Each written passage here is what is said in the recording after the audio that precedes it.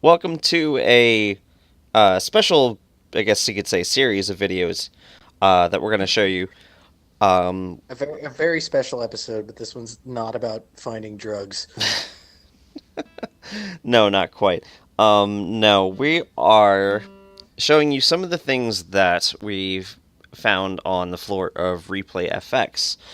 For those of you who don't know what that is a video game slash pinball convention that's held over the summer out in Pittsburgh every year. We just came back from that fairly recently. And we have three different things we want to show you here that we found on the floor and played and recorded for you. Now, this is going to be a little different because we're recording this after the fact because Right. it's a little noisy on the floor, so the audio for that was pretty unusable. So, Yeah, We're um, gonna we're gonna have to plan that out a little better next year, but for now we found some cool crap. yep. So, let's show off what we got. So, the first one that we have here is Journey. Yeah, like the band Journey. I actually heard some like 8-year-olds talking about this, and they were like, "Oh my god, it's like the band Journey. You ever Yeah, heard it's of the that band. band? It's the band Like Journey. that This was band from apparently band from I 20 years before we were born." I didn't even realize this was an arcade game. I was recently informed that this is also in the 2600. Yes, and it's a completely different game on the 2600, and they're both basically just as strange. Your instruments are stolen, and in this one, you just have to go to different alien planets and get them back. And the alien planets are all basically different mediocre 80s arcade games. Pretty much. I mean, Oh no! I touched the Screw, side, and it's screw out of you, focus. Neil. So yeah, each instrument, and you have the name of the band member on the bottom. Name Um, and photo. yeah, I didn't know what the heck was going on with this one. That one was a little weird. So that one didn't work out very well. Um,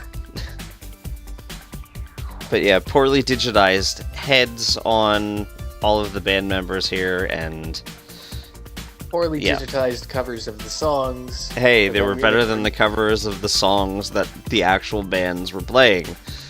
yeah, that Yeah. was. This was an improvement over that. Yeah, we That's- talked a little bit about that with each other. One of the bands decided to cover "Wheel in the Sky," and it was not good.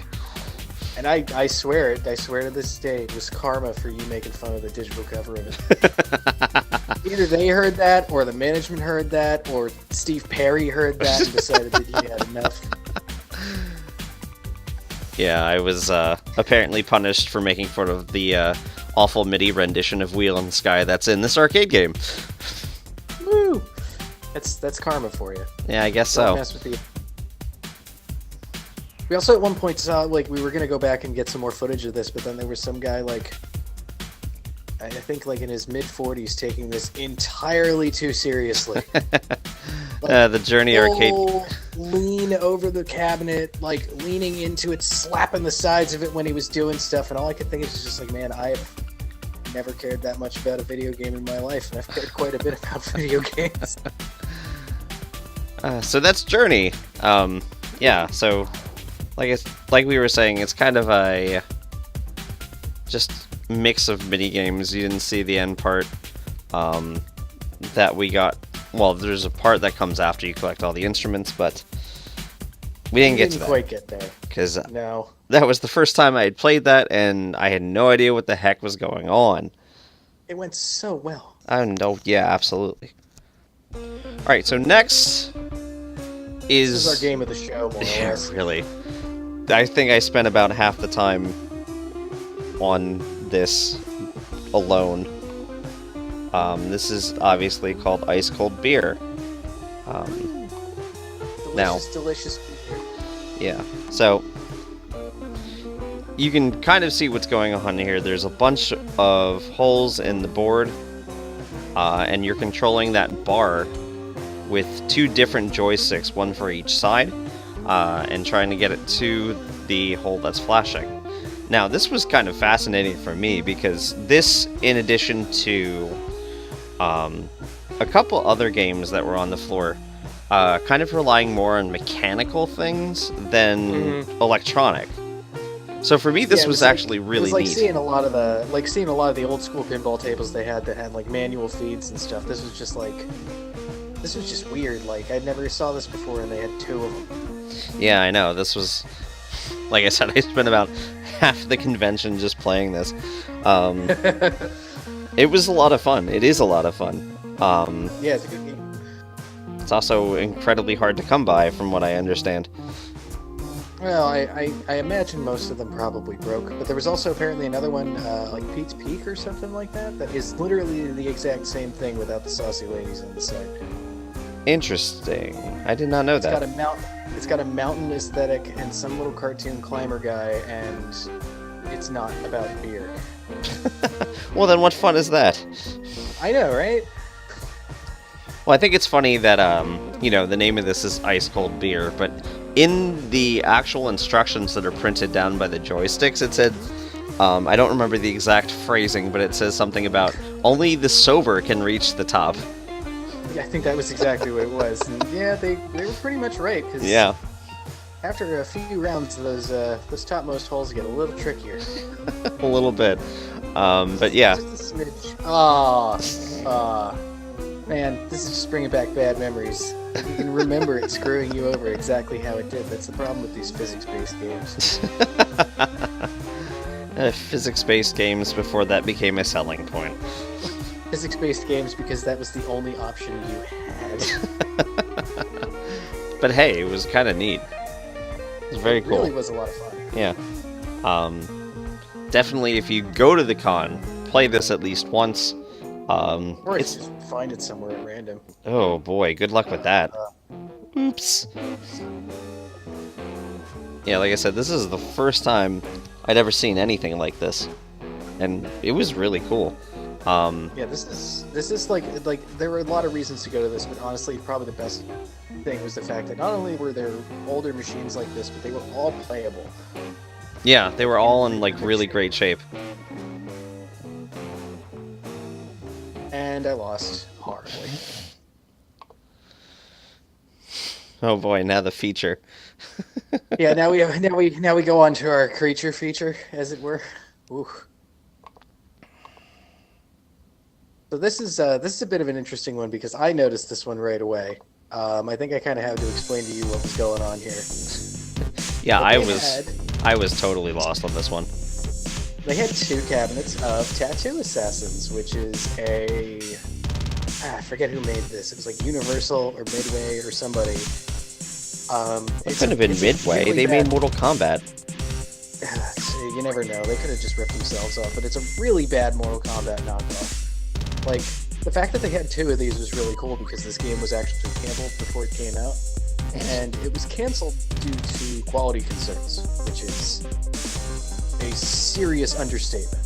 Like, I can't imagine why on earth they would be concerned about the quality of this.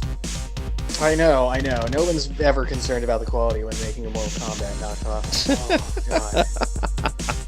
Ooh, I don't even know how you can describe acting by an actor who's been digitally superimposed on a background as bad, but this is some terrible acting. Well, I mean, I read up a little bit about this. I think I'm trying to remember exactly what I was reading. And you mentioned this on the floor. This was actually funded by one of the scriptwriters for Back to the Future, right? Yes. And that was his big, it was like, aha, yes, well, it was the scriptwriter for Back to the Future, and then everyone suddenly realized, wow, that's worth nothing. It's a good way to sully your name by putting it with this. It's garbage. Yeah, really. Another thing I was reading about was there are 300-something fatalities in this. Oh, no. Oh? 2,196. Oh. Well then, I'm obviously way off. Yeah, so I'll take this one from Wikipedia, but including some nudity-based finishers, which were only a rumor in Mortal Kombat, and animal-based finishers before they were in Mortal Kombat 3, And then there was turning someone into a hamburger, giving them massive diarrhea, and dropping a DeLorean on them. I did remember reading about the DeLorean thing. There was also, like, references to other, like, there's a turn him into, like, a sausage from Burger Time or something like that. Yep, because this was Data East, so that's what it was. Ah. That also explains why it's terrible. Womp womp. It truly is bad. Like, I mean, this is... I mean, this is the part where we're still at, you know, that Mortal Kombat-esque, I can cheese the computer, but honestly, like, you look at the backgrounds, and I think freaking Pong Combat on DOS had better backgrounds than this. And then, like, the acting is bad. You can't hear the sound effects, unfortunately. Like I said, it was very much... You really couldn't hear much. It was very loud. This game is really worth experiencing because everyone does the Wilhelm scream when they get uppercutted, male or female. That guy laughs at you every single time you go to the character screen. And some of the bosses are literally unfinished. Yeah, the last four are basically you're fighting against somebody who's moving at double speed. Yep. Because we didn't know how to actually make it. We didn't know how to make it challenging, so we'll just make it entirely impossible. Well, not impossible, but I think it says a lot about this game that, you know, when I tell you that this is a worse Mortal Kombat knockoff than Kasumi Ninja, I really mean it. That is a hard thing to do. And you can, obviously, like we were saying before, this is clearly unfinished. Like, there's basically nothing here in terms of a background. It's the war room. What are you talking about? You can't fight here. This is the war room. Virtual reality thing. Tack. Stupid. What even was Tack anyway? Tiger? No, that was Tai. Tack was something else. Damn. Something about bad juju or something like that. Oh, Tack and the Power of Juju. Yeah, yes, that's it. Right. Still probably a better game than this. There's not much that's not a better game than this, to be honest. I would say probably the only fighting game I can think of that's worse than this is Rise of the Robots. And that barely even counts. I mean, if you're watching kind of what's going on, it's very cheese-heavy in terms of strategy. There isn't exactly much in terms of, like, balance or strategy. It's just find out what the AI can't deal with, do that. Or just... kick their torso off. Yeah, just jump kick a lot. You know, that works too. I think we went over this at the floor, but Time Killers is a better game than this. You know, and this is... I think I said this on the floor as well. I actually kind of like Time Killers. Time Killers was fun. If it just had no balance. Time Killers reminded me of Weapon Lord, if you ever played that. We did that on the channel forever ago. Oh yeah. So it's one of those games that's like, hey, this is really interesting, and I can totally see why this didn't catch on. Yeah, because I didn't get past the first opponent, remember? Yeah, that's Weapon Lord for you. Yep. I used to be good at that, like, when it came out, but I don't know how. I really don't know how. You had nothing better to do that day. Oh, it's Truck Davis. Yeah, we haven't talked about the names of the characters yet. To be honest with you, Truck Davis is the only one worth mentioning. I mean, you had, let's see. I think AC Current was one of them. So alternating current. Yeah, I don't think he's come up yet. Because that's the robot guy. Not yet, no. I mean, you have a fighter that's modeled after Nancy Kerrigan or Tanya Harding, one of the two. Yeah, whichever was the one that got kneecapped. That would be Nancy Kerrigan was the one that got hit. Yeah, so she's in this to get revenge, and she also has... Oh, Luke Cord. Not Luke Cage, Luke Cord. Oh, and Yeah. the stupid shark. Yeah, that's the shark that looks more like a tuna fish than the shark. It's very derpy looking. I do want to give props to that shark because the rest of this game may be terrible. But look at that freaking guy. Oh, I'm just happy to be here, guys.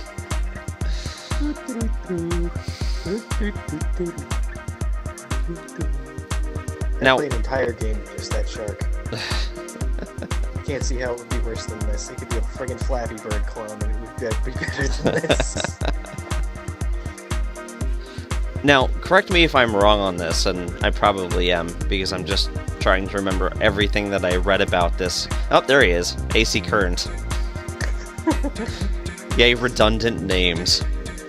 One of the mocap people is the spouse of one of the developers or something like that. I can't confirm that, but I wouldn't be shocked. I don't remember.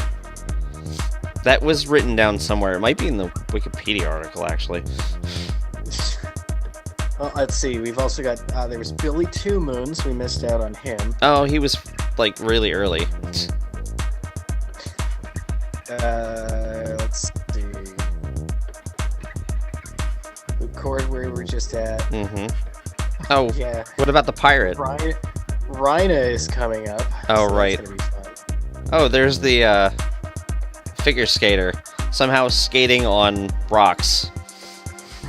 And she also, you'll get to see this because she kicked my ass, but she has a great win animation. I'm not entirely being sincere here, by the way. No, I couldn't tell. Not sincere at all. God, look at her go. She's the only one who can out-cheese me so far. I think you only lost like 2 or 3 matches in the whole that's all run. losses. Oh, yeah. Ay. Oh, yeah. Shake it, baby. Ay. I was gonna say something and I totally forgot what it was. Oh, we were talking about the names of the characters, that's right. Yeah, Derek O'Toole, Billy Two Moons, Truck Davis, and Cold Dan were apparently the same guy. Oh, lovely. I can't imagine why they had trouble finding people to mocap this. Oh, you know what's a worse fighting game than this? Star Wars Masters of Terra Kasai? No, that's better than this. Oh. No, War Gods. War Gods is better than Terra Kasai. Come on. No, it's not. You haven't played either of those in far too long if you think that they're even directly comparable to this garbage. Even Biofreaks was better than this. Ugh. Oh, and here's Bryna. Totally not Goro. No, not at all. And you can notice, you'll see that Totally. she's obviously moving a lot faster. So basically there's no wake up here. It's just hit the ground, get back up immediately. Yep. So, Because that's how you write a boss game and steal people's quarters, right? yeah, it's like SNK bosses, Yeah. except much, much crappier. Like, really bad.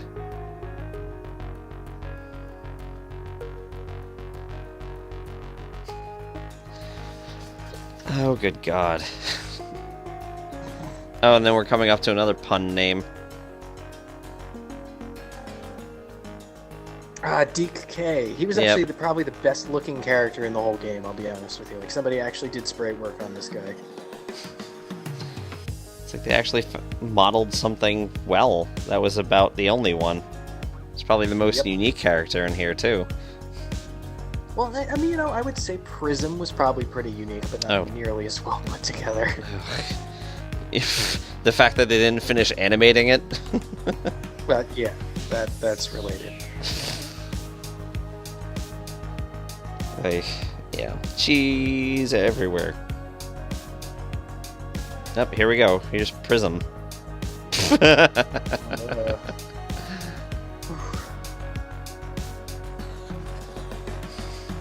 And Prism, you can tell, is extraordinarily broken because there's times when he just stands there and doesn't do anything, and there's other times he's like extremely aggressive. And that win animation is just champion level. Yeah, they're clearly like set, like move sets programmed in here. But he doesn't have any finishers. No, he just stands there and Does flails. a little fancy jig. So I still don't know why you actually chose to continue this. I have no idea. Look, I was that close to the end of the game, I needed to finish it. And I also just noticed that Prism's the tramp stamp. Beautiful. I mean, how many other opportunities would I have in my life to say that I beat this game? Why would you want to say you beat this game? Because that would admit to actually playing this game. And oh boy. Oh, look, I'm already clearly down that rabbit hole.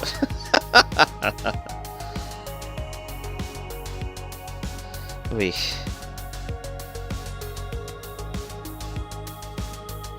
Yeah, somebody didn't really think this through. And he just pops away into nothingness. Yep. Here we are at the end. Oh, the mighty Coldan with his Edward Scissorhands Yeah. hands. I don't know if he's trying to be like the waving inflatable arm things here, but that's what he looks like. He's trying to be intimidating and cover up his beer gut. How is that intimidating? It looks like he's... I don't even know what. I said he's trying to be intimidating. I'd say he was succeeding. He's like a children's party magician looking like... just standing there.